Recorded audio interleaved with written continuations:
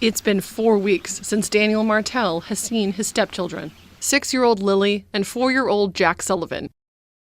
They have not been found after weeks of extensive searching the heavily wooded area. Every day when I wake up, it just feels like I'm reliving a nightmare of May 2nd.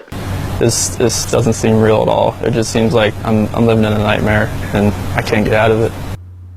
I got nightmares in my head, I fear thoughts build up until I can't feel. My mind fills up into a creature, and it haunts me somewhere much deeper. I got nightmares in my head, I fear. Hello and welcome to True Crime Rocket Science. Now, approximately 75 volunteers resumed the search on Saturday. The search continues today as well. That's according to CBC News. Searchers are looking for the 2 missing kids in Pictou County, and they're scouring an area where a boot print was found in a previous search. It's really very little that the searchers have to go on. They don't even know whether this boot print even relates to Lily or Jack. They were reported missing May 2nd. It's now more than 4 weeks that they've been missing. Amy Hansen is the head of the Colchester Ground Search and Rescue. She's managing the search this weekend. She's admitted, we don't know for sure that this boot print was from the children. She says it's the only real thing we've had to go on thus far. That gives you an indication that all the clues, all the tips, I think there's something like 500 that have been called in, haven't really taken them anywhere. Hansen says there has been no new evidence since the search was suspended 2 weeks ago on May 17.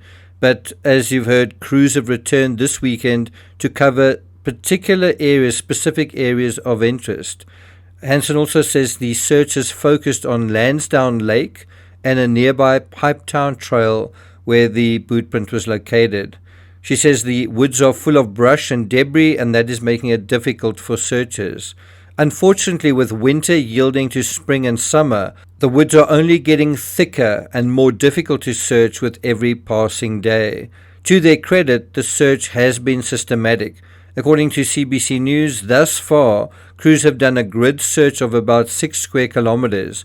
Hansen expects them to search an additional 1 or 2 square kilometers this weekend.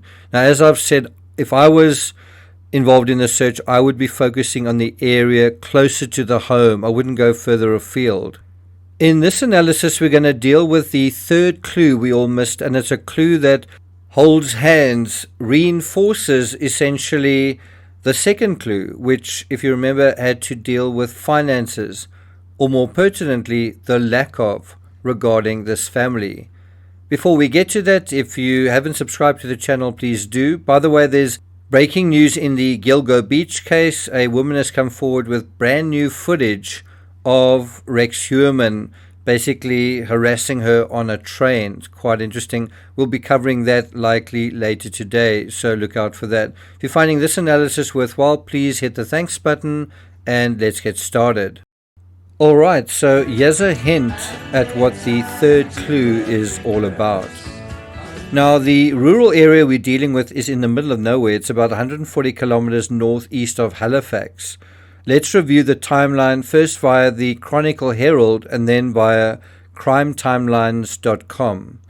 Now, according to the Chronicle Herald, RCMP and search teams, helicopters and drones were used for 5 days in the area. So there's this intense search that went on in the first 5 days looking for the children, and then the search was scaled back. They just decided they can't find them, and they also felt that they are unlikely to be alive. Remember, the temperatures at night especially plunge still at that time of the year. Additional searches took place on May 8th, May 9th, May 17th, and May 18th. So this is essentially the third episode searching for these children. According to the Chronicle Herald, more than 355 tips about the children have been received. Okay, so sorry about that. I said 500 earlier. It's actually 355. They're being followed up on, but it appears that none of them have really led anywhere. And officers have formally interviewed more than 50 people. That doesn't seem to have shed any light either. Then from crimetimelines.com, we get this information. Tuesday, April 29th, the bus driver drops them off at home after school. On Wednesday, there's no school. One wonders what actually happened on that day. But since that was sort of a day off for the parents, you can also imagine that in a way, perhaps the parents celebrated, or perhaps the parents relaxed in a way that they perhaps didn't normally. Then Thursday, May 1st, afternoon, Lily and Jack were seen in public with family members near Lansdowne Station.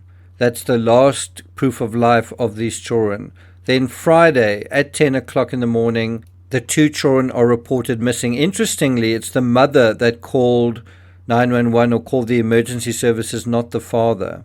If the children were outside playing, and that's from the mother's statement, they were outside playing, but we weren't aware of it at the time, and the next thing we knew, it was quiet. I think one thing to look into is something like a body of water. What is the nearest body of water to this home? Could they have fallen in?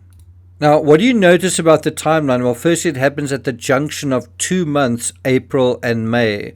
This is a symbolic time in Canada. It's the moment winter finally gives way to summer, and it's later in Canada than in many other countries. In Nova Scotia, April and May mark the transition from winter to spring, with temperatures gradually increasing and nature beginning to awaken. Although the days are warmer, the nights can still be chilly.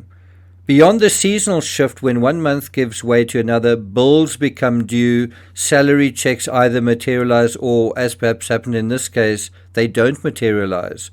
So the number 3 clue here is time. And how time holds hands with the number 2 clue, finances, is the longer a certain period of time goes on that you're not working, the more chronic the stress becomes. Do you see that? It enhances, it reinforces, it aggravates the moneylessness, the financial struggle that is inherent in this situation.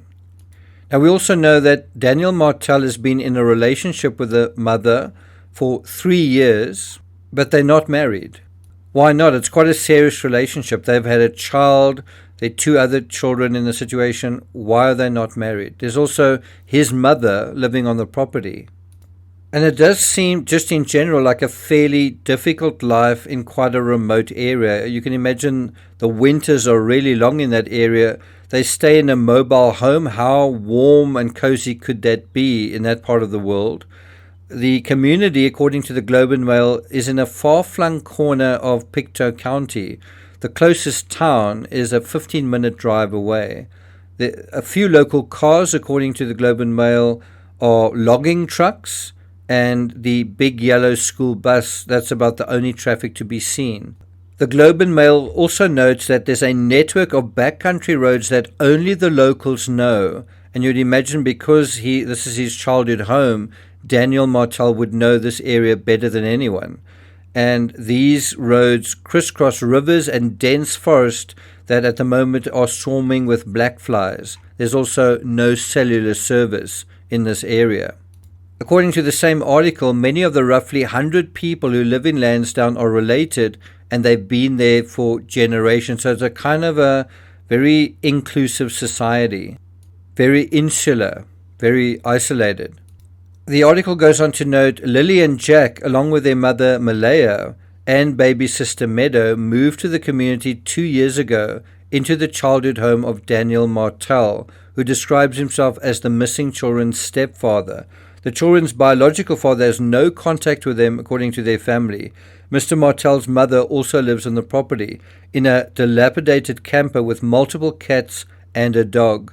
It overlooks the fenced-in backyard where Ms. Brooks Murray and Mr. Martel reported that they must have escaped from and wandered off. I must say the mother-in-law is an unknown quantity here. We haven't heard from her very much.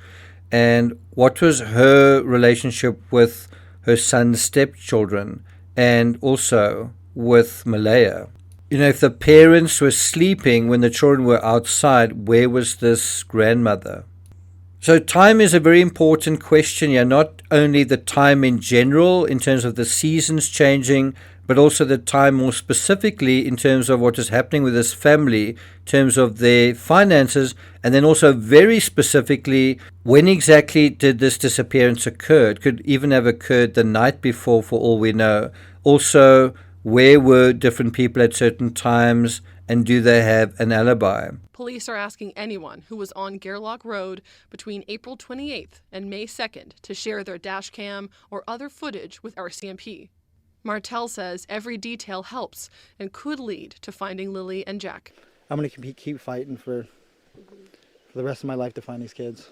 That's the only goal I have at this point. It's also interesting that the children stopped going to school relatively early. What was that all about? Are finances a factor? 3 children, 2 with apparent slight autism. Are there health expenses? What is going on here? The only way to know is to do the most difficult thing in true crime, which is getting to know that most secret aspect to everyone, the true dynamics going on behind closed doors. Well, I'm not going to take it further than that. If you're in the Northern Hemisphere where spring has sprung and its summer is doing its thing, hope you have a lovely weekend. If you're in the Southern Hemisphere like some of us, while you battening down, getting ready for the long winter. But wherever you are, have a wonderful Sunday, and I'll see you guys next time.